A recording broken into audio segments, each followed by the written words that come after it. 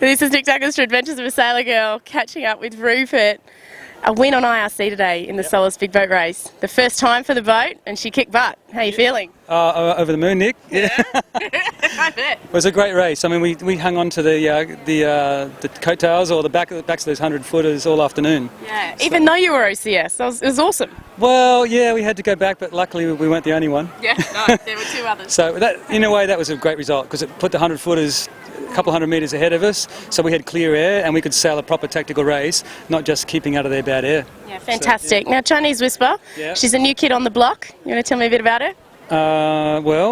Great boat, designed by a German guy, Rolf Frolick. Not biased at all. She does look really good. Yeah, well, that's what caught my interest. Yeah. And it's performing really well. It's a boat designed to perform well at all angles of sailing. It doesn't rely on a massive downwind run to stay competitive and do its time on corrected time. So it's an all-rounder. Some of the other boats these days are much more extreme into pushing into one area of the envelope. Sure. So it's not that. So we can basically do an upwind race, a reaching race, or a downwind race. And if we don't stuff up, it should be all right. Well, that sounds like the perfect combination really for a Hobart. You don't really know what you'll get. You don't. Although I guess some guys are hoping for a big East Coast low. Are you one of those? No. We like upwind, especially offshore. Lots of fun. Absolutely awesome. And your crew, very specific, the program that you're running with your team at the moment.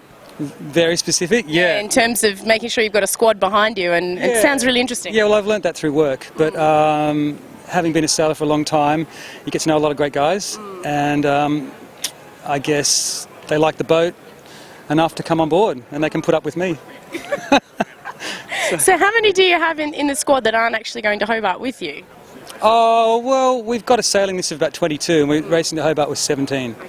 So it's a tough call, like everyone wants to do the Hobart race. But,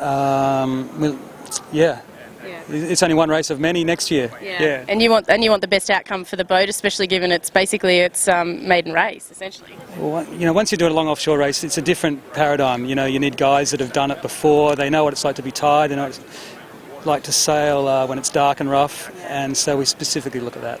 Yeah. Absolutely awesome. Well, congratulations today. See you on Boxing Day. Yeah. Cheers. See you then. Awesome. It's over the beaches from now on.